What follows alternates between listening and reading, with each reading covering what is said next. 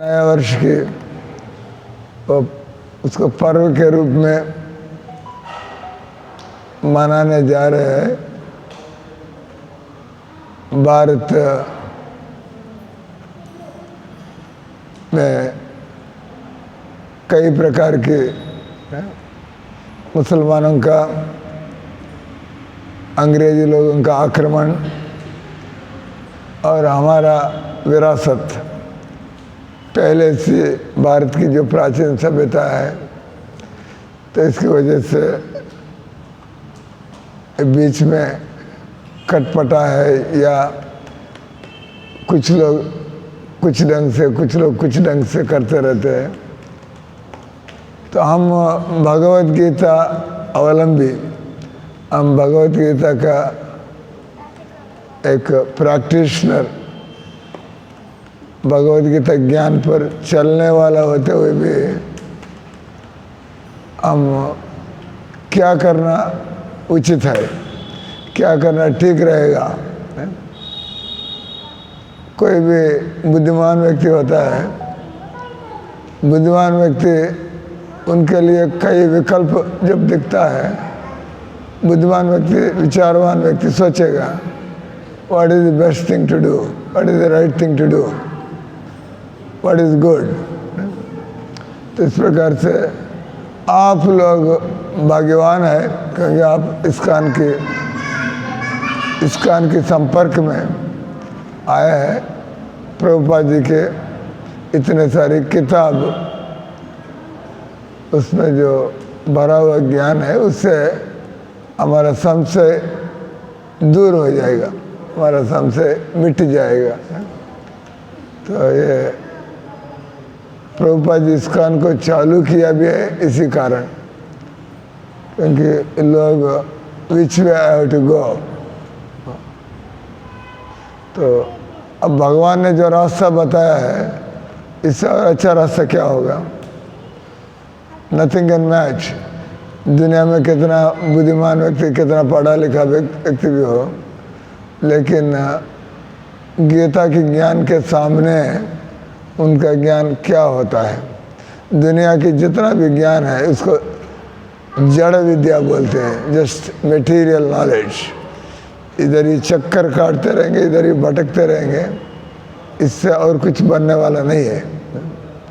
तो भगवान बता रहे, मानव जीवन हम लोग भौतिक प्रगति के लिए है क्या, इधर सुख सुविधा बढ़ाने के लिए है क्या, या बढ़ा सकते हैं क्या, तथाकथित बढ़ाने पर भी सचमुच लोग सुखी है क्या, ये सब सोचने वाली बात है ना। तो प्रभुपाद जी ने एक उस life comes from life, life comes from life किताब में लिखते हैं, बोलते हैं, और something going on there, what tell him to. तो प्रभुपाद जी चुनौती के तौर पर पूछते हैं, भारत पहले बहुत पिछड़ा था, जब से Arrival, if they are going to disturb, entertain them outside. Maybe if ladies are there, send some lady, she will take care. So the गौरव साहब सुन सकेगा क्लास, बच्चों का औरत लोग संभाले।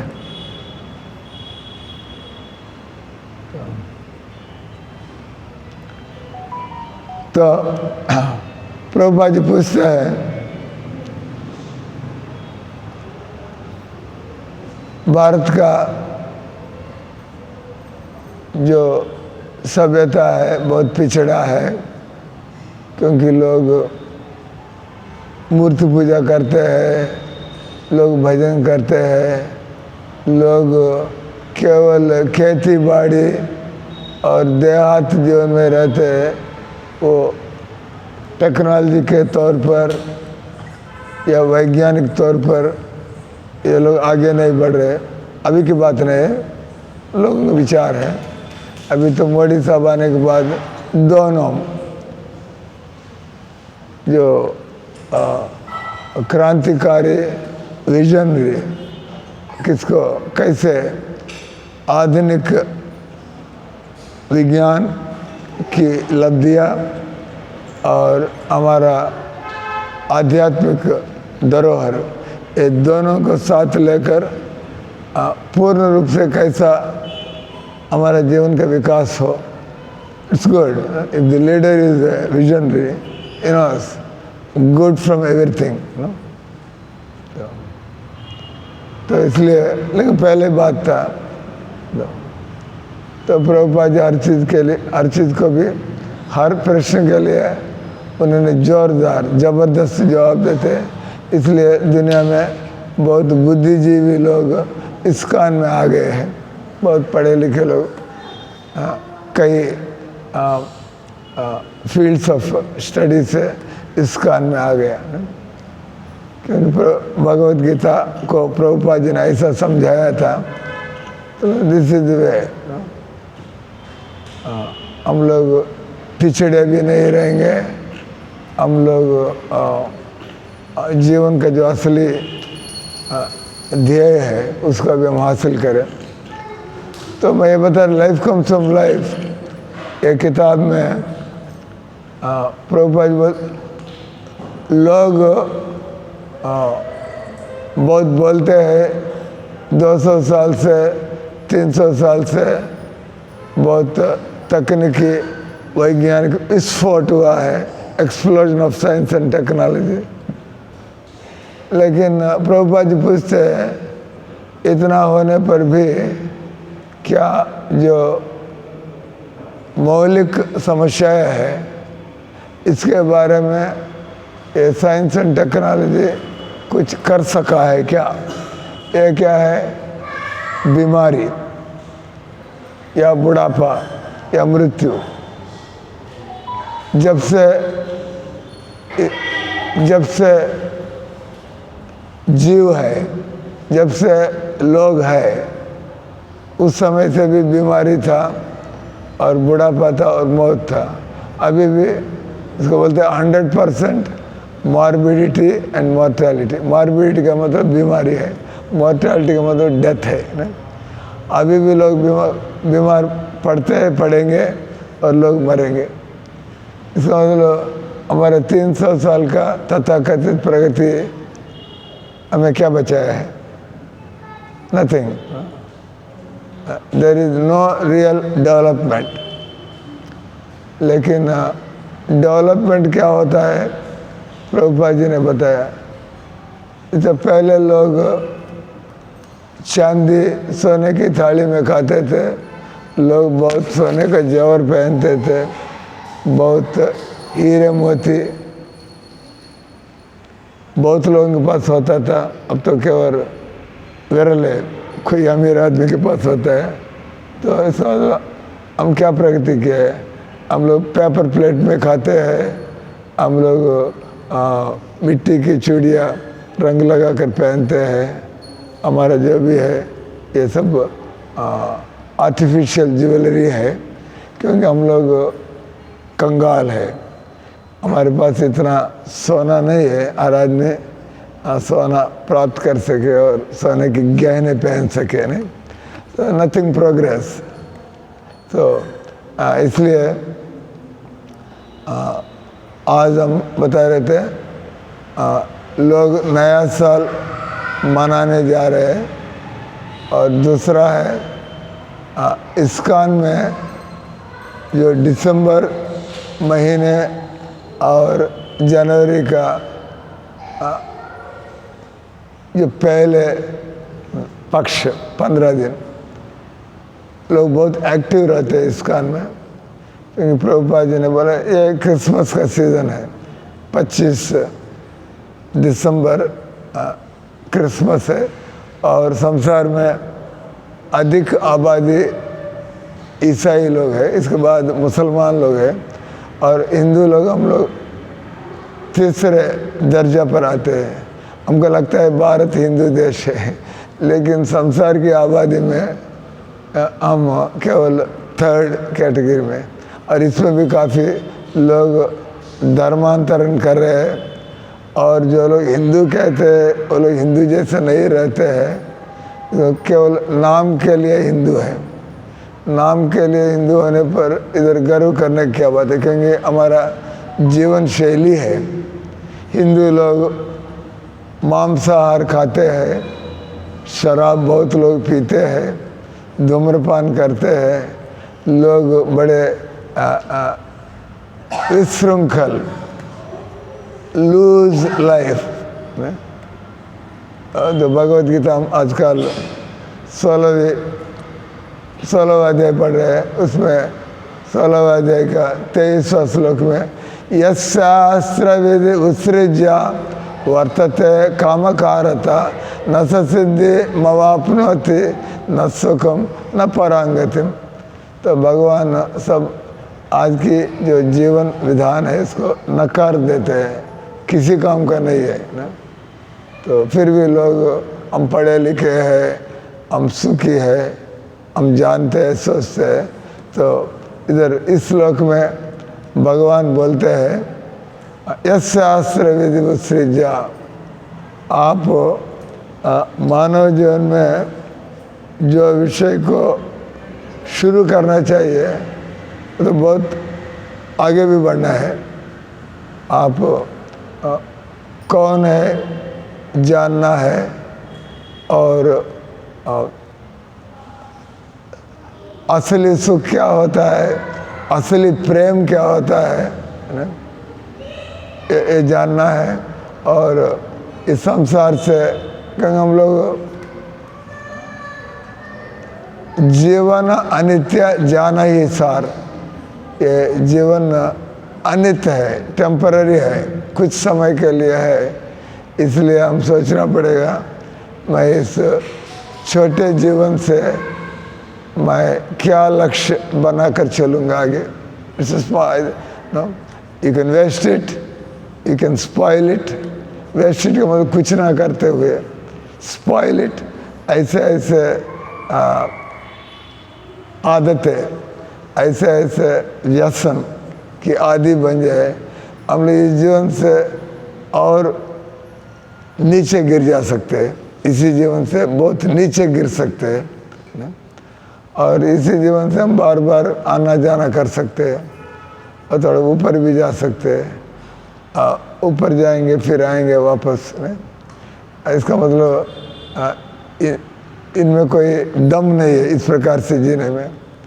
इसलिए यशास्त्र विधि उत्सृज्य वर्तते कामकारता, मनगढ़ंत ढंग से लोग जीवन यापन करेंगे। भगवान बोलते हैं न सत सिद्धि, देयर टोटल फेल्यूर। आप सुख के पीछे जा रहे हैं, इसको मिलने वाला नहीं है नहीं? इसी प्रकार से आप जीवन में कुछ हासिल करना चाहते हैं, कुछ बनना चाहते हैं, लेकिन ऐसा कुछ आपके हाथ में लगने वाला नहीं है। तो इसलिए बोलते हैं न सत सिद्धि, नो सक्सेस, मवाप्नोति न सुखम, न सुखम। इसका मतलब हम बहुत खर्च कर रहे हैं, बहुत समय लगा रहे हैं जीवन को सुखमय बनाने के लिए। भगवान बोलते हैं न सुखम। इन सब के बीच में हम परेशान रहेंगे, हम लोग तनाव में रहेंगे, हम दुख भोगते रहेंगे, है क्या नहीं? इन सब सुविधाओं के बीच में लोग तनाव में है, लोग चिंता में है, लोग डरते हैं ना? तो फिर हमें क्या सुख मिल रहा है? बोलते न सुख न पराम गति। पराम गति में आत्मा की गतिविधियाँ, हम आत्मा है, हम के लिए बहुत विकल्प है, ऑप्शंस है, लेकिन हम ये ऑप्शंस को जानते भी नहीं। हमारा सोच इस जीवन के लिए लिमिटेड है। हम लोग इसी जीवन के बारे में सोचते रहते। लोग क्या सोचते हैं, मेरा लड़की को कितने शादी करना है, मेरा लड़का क्या बनना है, मैं मरने के बाद क्या होगा उसको कोई सोचने की ज़रूरत नहीं है। बस हम इसी के बारे में सोचते रहो। इसको ड्यूटीज बोलते हैं, लेकिन ये हमारा असली काम ये नहीं है। हम तो ये बना लिया, ये ड्यूटीज हमने ही बना लिया है, इसलिए इसको और ड्यूटीज तो संभालना ही पड़ेगा। लेकिन मानव जीवन में हम क्या कर सकते हैं? न परम गति, भगवान बोलते हैं परम गति को प्राप्त कर सकते हैं, ना कि स्वर्ग गति या नरक गति या बार बार इधर ही भटकते रहे। भगवान परम गति का मतलब सब समस्याओं का हाल, ना बुढ़ापा देखना पड़ेगा, ना हम बीमार होना पड़ेगा, ना हम लगातार तनाव चिंता युक्त जीवन में हम लोग घसीटे जाना पड़ेगा, जरूरत नहीं है ना? एक जिंदगी, एक जीवन, आप भगवत गीता के हिसाब से चलते हैं, don't listen to your mind. तो मन आपको धोखा में डालेगा ना? आप भगवत गीता विचारों को समझो और उन विचारों को अपनाओ और उन विचारों पर चलो ना, तब आपको पता लगेगा। जैसे प्रभुपाद जी ने सारे संसार में, प्रभुपाद जी ने दिखाया था लोग कितने बदल गए जो कृष्ण भक्त बनने के बाद, और जिस चीज़ों के लिए लोग दौड़ भाग करते रहते, पैसा के बिना चलेगा कैसा, लेकिन आप कृष्ण भक्ति में आते हैं आसानी से, ये चीज़ें आसानी से मिल जाते हैं। क्या है? रोटी कपड़ा मकान बोलते हैं। आपके पास 3-4 कपड़ा होते हैं, जोड़ी कपड़े की जोड़ी होते हैं, आपका आराम से 1-2 साल निकल जाएगा। 1-2 साल के बाद और 1-2-3 कपड़ा खरीद नहीं सकते क्या? इसमें इतना क्या चिंता करने की बात है? तो इसी प्रकार से हम लोग कितना खा सकते हैं। मोदी साहब का एक वीडियो आया था कुछ दिन के पहले। मोदी साहब राजस्थान में कुछ प्रोग्राम में, एक उधर नेतागिरी लायक एक औरत, मोदी वॉज इम्प्रेस्ड। मोदी ने ये औरत बड़ा चालाकी और बहुत एक्टिव था, हो गया, सब बैठ गए। मोदी जी उस औरत को इशारा करके बात करने लगा, आप बहुत अच्छे बोलते हो और आप अच्छे संभालते हो, क्या आप नेता बनना चाहते हो? वो औरत कभी सोचा नहीं, तो पीएम पूछ रहे हैं अब नेता बनना चाहते हो? तो बोले हम इसके बारे में कभी सोचा नहीं है। तो बोले हम आपको चुनाव में खड़ा करके हम आपको जिताना चाहते हैं, क्योंकि आपका विचार सबके लिए है। तो करना बात करते, वो तो लोग जिताएंगे नहीं, वो तो बाद की बात है। उन्होंने कुछ आइडियाज़ दिया था, वो क्या बोलते हैं, तो लोग शादियों में, बर्थडे पार्टियों में, त्योहारों में अपने स्टेटस दिखाने के लिए बहुत खर्च करते हैं और लोग बहुत फेंक देते हैं। तो आप लोग इस बर्बादी को, आप लोग कुछ संगठित होकर इस बर्बादी को आप बचा सकते हैं। जो बच गया वो बर्बाद ना हो, उसको हम कैसे ज़रूरतमंदों को पहुंचा दे, ऐसा कुछ करेंगे तो कितना बचत होगा और आप लोगों को कितने लोगों को रोज़गारी मिलेगा। तो आप अपने नेतागिरी को इसमें लगाओ, सभी कुछ औरत लोग मिलकर एक सोसाइटी चालू करो और लोगों के अंदर खर्चीला बर्बादी, इस जीवन को रोकने में अवेयरनेस ले करो। कहने का उद्देश्य है, इसलिए ये बात क्यों कहा है, हम लोग कभी भजन करो बोलेगा तो भोजन कौन देगा पूछते हैं, भजन करो बोलते हैं हमारा भोजन का प्रबंध कैसा होगा। तो उधर इतना प्रधानमंत्री बोल रहे हैं, मैं देख रहा हूँ कितना बर्बादी हो रहा है। इसका मतलब ये बात खाना मिलेगा क्या, यह सवाल नहीं है। इसको एक प्लान्ड ऑर्गेनाइज्ड ढंग से प्रभुपाद जी भी अपने किताबों में बोलते हैं, आज के नास्तिक पाप जीवन शैली में भी भगवान इतना दिया है, जितना आबादी है उसका 10 गुना अधिक लोग खा सके। पाप जीवन है, नास्तिक जीवन है। आज के लोग भगवत भावना को अनाकानी कर देते हैं, फिर भी भगवान आज की जो आबादी है उसके 10 गुना अधिक खाने की चीज़। अब लोग भगवत भावना से युक्त बन जाएंगे, अब क्या कहा जाएगा? क्योंकि भगवान भरोसा देते हैं जो मेरे राह पर चलेगा। मैं एक दो श्लोक गीता से बोलूँगा। जैसा 8वां अध्याय के आखिरी श्लोक में, वेदेषु यज्ञेषु तपस्वी चैव, लोग पढ़े लिखे होकर आविष्कार करना चाहते हैं, कर रहे हैं ना, डिस्कवरीज, इन्वेंशंस, नोबल प्राइजेस बोलते रहते हैं। तो भगवान बोल रहे वेदेषु स्टडीज, यज्ञेषु, लोग धर्म के नाम पर बहुत कुछ करते रहते हैं, बहुत मंदिर बन रहे हैं, बहुत आयोजन है। जैसे राम मंदिर ये एक ढंग से अच्छा है, लेकिन दूसरे ढंग से आप सोचेंगे राम मंदिर बन गया लेकिन लोग हिंदू बन गए क्या? ये तो सोचने वाले नहीं। राम मंदिर तो बन गया लेकिन हिंदू लोग आध्यात्मिक, क्या लोग मांस छोड़ने के लिए लोग ऐलान किया है क्या? मांस छोड़ने के लिए लोगों ने बेड़ा उठाया क्या? शराब बंद करने के लिए बेड़ा उठाया क्या?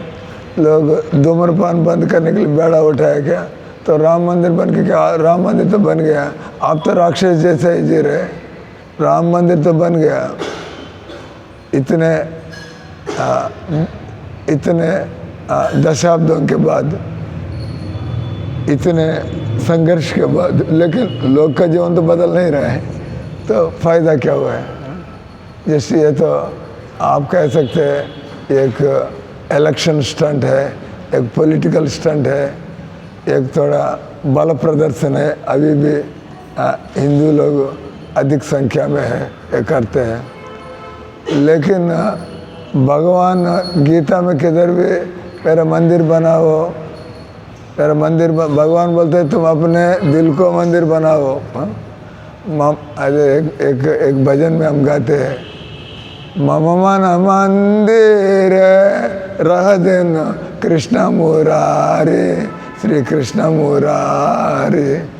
भगवान बोलते हैं तुम भक्त बनो, मेरा भक्त बनो। तो इसका मतलब तुम्हारा आदत ठीक कर लो, तुम्हारा विचार ठीक कर लो, और तुम आत्मा के स्तर पर आओ, तब कैसा दुनिया को प्रभुपाद जी ने जोड़ दिया है, ऐसा तुम दुनिया को जोड़ सकते हैं। जैसा प्रभुपाद जी ने दुनिया को सुधारा है, ऐसा तुम्हारा जीवन देखकर लोग सुधरना चाहेंगे। This is wanted. मंदिर बन गया, मंदिर में मंदिर का काम नहीं होता है, तो फिर फायदा क्या हुआ है? मंदिर क्यों बनाते हैं? हम उधर जाके साधना करें। क्या कोई साधना की प्रणाली का बनाया क्या राम मंदिर में? राम मंदिर में आने लोगों को, जो दर्शकों को, आने लोगों को क्या सिखाया जाए, क्या बताया जाए? इस्कॉन का हैंड ओवर करेगा तो थोड़ा करेंगे, इस्कॉन का हैंड ओवर करें तो लोग बताएंगे कैसा मंदिर चलाना है। चलो, तो यह एक मुद्दा है। सरकार इस्कॉन को क्यों अपना नहीं सकता है? जानते हैं क्या? सरकार इस्कॉन को क्यों अपना सकता है? बोलते ये इंटरनेशनल है, इसमें विदेश के लोग भी होते हैं, पता नहीं क्या चक्कर चलेगा, क्या षड्यंत्र चलेगा, क्या होगा, उनका अपना लिमिटेशन है। एक इंटरनेशनल ऑर्गेनाइजेशन को भारत सरकार, लेकिन आप इंटरनेशनल तो देख रहे हैं, लेकिन उसके सिद्धांत क्या है, उसके दर्शन की बात ये देखो, पता लगा ये तो इंटरनेशनल वाली बात नहीं, ये सबके लिए ज़रूरत है इसलिए इंटरनेशनल बनाया है, तो भारत के लिए ये लाजमी ज़रूरी है, ये तो पक्का ज़रूरी है। इस ढंग से कम आप इस्कॉन को एडवाइज़र नहीं बनाएंगे, कम से कम इस्कॉन से आप उठाओ, आप एक देशीय ऐसा संस्था खोल सकते हैं, तो आपको भरोसा नहीं है इस्कॉन देश हित के लिए काम करेगा, आपको भरोसा नहीं, all right, you take good lessons of Bhagavad Gita from ISKCON and then you create a Indian body। अब चलो राम मंदिर को ISKCON के ढंग से, आप कोई फॉरेनर कोई जीवित से रहना जरूरत नहीं है, आप अपने इंडियन को बनाओ, लेकिन let there be a council of devotees, let there be a body of devotees and run this show। नहीं तो इसको बोलते हैं ऊपरी जस्ट ऑन द सरफेस, लेकिन नो सब्सटेंस, इसको बोलते हैं ना फॉर्म है, स्पिरिट नहीं है, तो जो होना चाहिए मंदिर में वो काम नहीं हो रहा है। तो दिस इज द सिचुएशन। एक मैंने बताया कि शुरू में आज का दिन 3 विषयों का समावेश है, एक है नया साल का, तो ये भी आजकल व्हाट्सएप आने के बाद सबको भौतिक ज्ञान हो रहे हैं, तो मुझे पढ़ने के लिए मिला था, पहले ईसाई लोगों ने भी मार्च अप्रैल में ही नया साल बनाते थे। जब से ग्रेगरी नाम का एक राजा आया था, उन्होंने अपने मनगढ़ंत लेट जनवरी भी सेलिब्रेटेड एज न्यू ईयर, लेकिन पहले ईसाई लोग भी, I don't know have you seen that WhatsApp video, did you see? It's going on viral, which is true. Gregory आने के बाद, इसके पहले सभी समय नया साल का मतलब एक उमंग है, एक सच्चे परिवर्तन है, वो आता है वास्तव में। ये शीतकाल खत्म होने के बाद फिर शुरू होता है, इसको हम वसंत ऋतु बोलते हैं, स्प्रिंग सीजन। एवरीथिंग पुराना सब गिर जाएगा, पत्ते गिर जाएगा, नए बड्स, हिंदी में क्या बोलते हैं इसको, अंकुर नहीं, जब पत्ते वगैरह आते, डल को पत्ते आते हैं, पल्लव, ये सब आना शुरू होता है, फसल आना शुरू होता है, ये सर्दी निकल कर मौसम ठीक होने लगता है, बढ़िया होने लगता है, लोगों को भी थोड़ा अच्छा लगने लगता है, एक शक्ति, एक ऊर्जा प्राकृतिक ढंग से आने लगता है मौसम खुलने से। इसलिए मैं इसी के बारे में बात कर रहा था, तो हिंदू लोगों का कुछ ऐसा झमेला है, कोई तमिलनाडु में बोलता है हमारा नया साल तब होगा, तमिल न्यू ईयर बोलते हैं, और आंध्रा न्यू ईयर बोलते हैं, महाराष्ट्र न्यू ईयर बोलते हैं। क्या हिंदू सभी लोग थोड़ा दिनों का अंतर है, तो बैठ के, क्योंकि हम ये भी एक प्रभुपाद इस्कॉन को ना टूटने की उन्होंने पर बहुत जोर दिया था। आप लोग कैसा भी, आप लोग मुझे गुरु मानते हैं, आप लोग मुझसे पूर्ण ज्ञान प्राप्त किया ऐसा मानते हैं, आप मेरे फॉलोअर से make sure ISKCON doesn't breakup, क्योंकि हम लोग टुकड़े टुकड़े हो जाएंगे, उसमें एक दम नहीं रहेगा। जितना बड़ा ऑर्गेनाइजेशन होगा, आजकल सब बड़ा बड़ा बिल्डिंग देखना चाहते हैं, बड़ा ऑर्गेनाइजेशन देखना चाहते हैं लोग, तो उसमें लोगों को थोड़ा सम्मान बढ़ेगा, समझ सकते हैं इसका वर्ल्ड वाइड ऑर्गेनाइजेशन। तो ये सारी संसार को प्रभावित करे तो व्हाट इज देयर। लेकिन हम लोग अलग अलग होके कृष्ण भक्ति अलग अलग करेंगे, इट डजंट इम्प्रेस एनीबॉडी। तो कहने का बात है हिंदू लोग बोलते हैं सनातन धर्म से बढ़कर कुछ नहीं है, ये तो सच्चा जीवन विधान है, लेकिन वो क्या है लोग समझना नहीं चाहते। कुछ लोग समझ में आता है, लेकिन हिंदू लोग ऐसे टुकड़े टुकड़े में बंटे होते हैं। तो लोग बैठे तो भारत को विश्वगुरु बनाना चाहते हैं, लेकिन पहले हम एकत्र हो जाए, हम लोग ठीक हो जाए, तो ऑटोमेटिक ऐसे संगठित सच्चे विचार लेकर चलेंगे, सब लोग झुकना शुरू हो जाएगा। इट्स अ बिग काम, it's almost like an impossible, it's an impossible activity. ये भी कहते हैं पहले भारत में विदेशी लोग कैसे आ गए, विदेशी धर्म कैसा आ गया, हिंदू लोग एक साथ नहीं रहे, हम उन लोग घुसने के लिए, और इसके बाद वो लोग हमको दबा लिया, उनका शासन चलाया और वो लोग इधर बस गए, इधर के तो सब खराब हो गया कह सकते हैं ना। सब अलग अलग हम ये करते हैं, हम वो करते हैं, हम ये करते हैं, लेकिन क्या करना ठीक है ये कोई पूछने वाला नहीं है। तो एक है न्यू ईयर है, उसके बारे में बताएं आज। दूसरा है क्रिसमस। प्रभुपाद जी भारत के लोग निर्लक्ष्य कर ले, भारत के लोग विदेशी जीवन के प्रभाव में पड़ गए। तो प्रभुपाद जी ने सोचा विदेश अगर उन लोगों को बदल दूंगा और विदेश के लोग ये हमारा आध्यात्मिक सभ्यता को स्वीकार करेंगे तो हिंदू लोग सोचने के लिए मजबूर हो जाएंगे। हम लोग ऐसा बनना चाहते हैं, लेकिन वो लोग इसको स्वीकार कर रहे हैं, इसमें क्या है।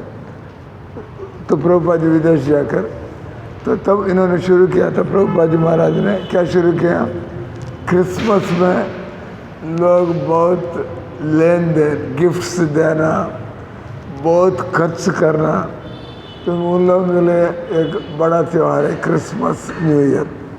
हमको तो साल भर त्यौहार है, लेकिन उन लोगों को कुछ ही त्यौहार है, इसलिए वो लोग बड़े खर्च करते हैं इन चीज़ों में। तो प्रभुपाद जी ने सुझाव दिया था, लेकिन लोग इतना पैसा बर्बाद करें, आप लोग निकल जाएंगे लोगों के बीच में, भगवद गीता किताब बांटना शुरू कीजिएगा।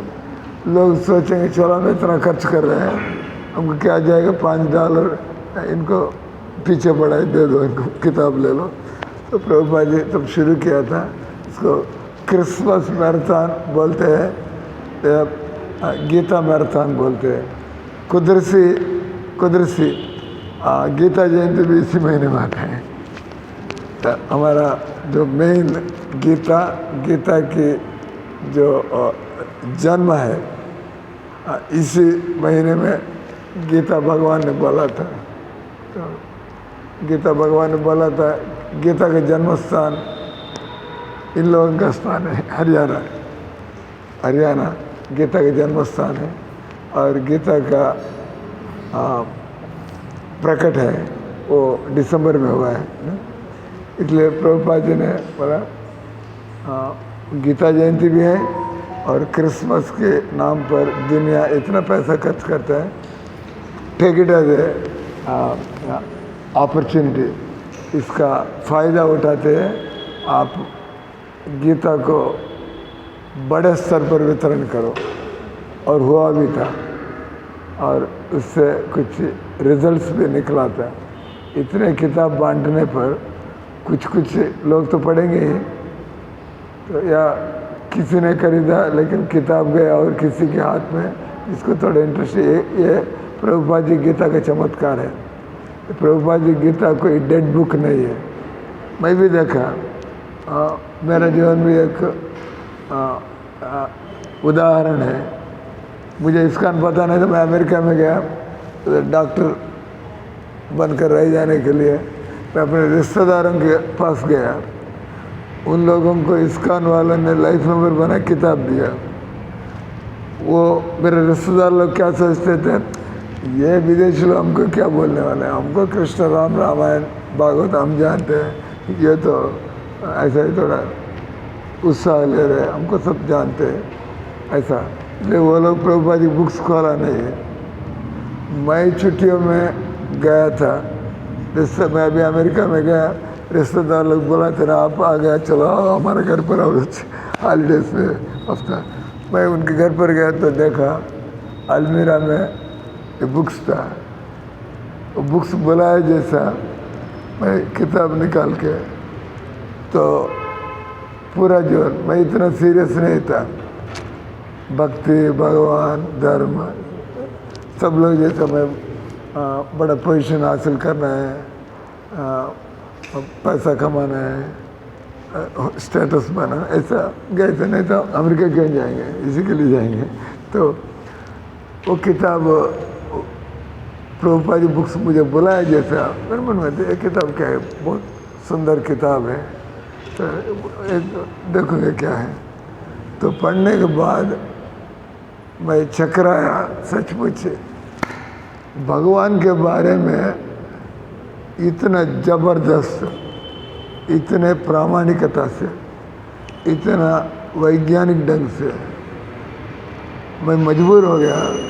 कृष्ण भक्ति ना करूँगा तो मेरा जीवन बेकार है। Just by reading that book, इसका मतलब मेरा 24 साल का मेरा विचार क्या था, ये एक प्रभुपाद जी की वो भगवद गीता श्लोकों के बिना वाली किताब थी, वो पढ़ा, ऐसा माया का पर्दा हट गया जैसा, अरे ये तो करना है मानव जीवन में। तो समझा चलो this is my first choice.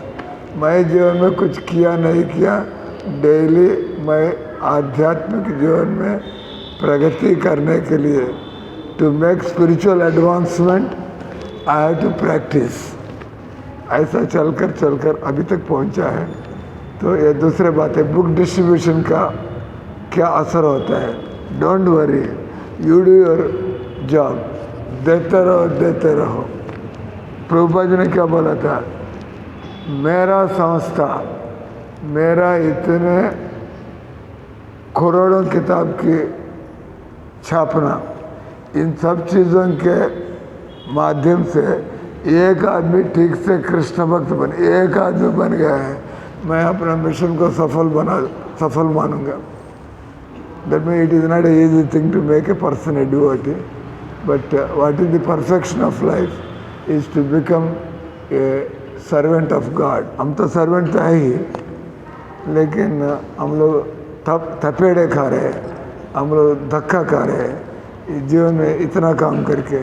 लेकिन आप भगवान का सेवक बनो, देखो कितना परिवर्तन, कितना अनुभूति, आपका कितना भरोसा, और असली हमारा गंतव्य डेस्टिनेशन क्या है, what is our destination, ultimate destination, परम गति।